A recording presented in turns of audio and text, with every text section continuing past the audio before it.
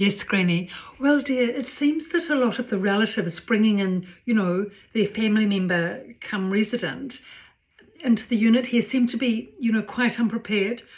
Oh, yes, you need to be really prepared. I mean, I found that even with Mum being a nurse and her updating me quite ably, still there was an enormous amount to learn. Or what did you find you had to learn, dear? Well, I had to really study up about dementia, about the recent memory loss, past memory loss, how that affects you.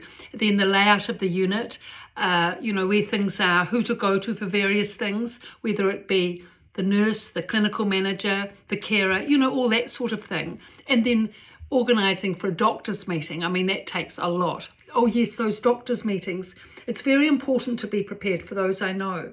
Yes, I mean, you've got to get a copy of if you're going to the doctor's meeting, you need to get a copy of the clinical notes so you know what's happening, what's going on, what questions to ask. And it takes time to plough through all that sort of thing. Oh, well, at least you had your mother as a nurse to help you. Yes, I don't know.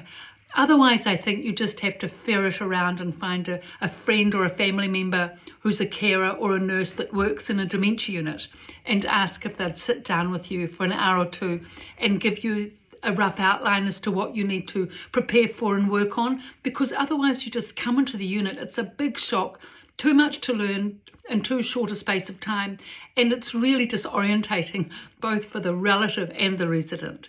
Yes, well, that's what I'm finding with these new people coming in. I think if people were a little bit more prepared, knew what was going on, they'd be a bit more relaxed about it all, which would help, settle the tension. I mean, there's enough tension as there is. There will be tension. I mean, you can't get away with that, but where you can mitigate it and settle it, and at least try and relax a little bit with it all, it does definitely help.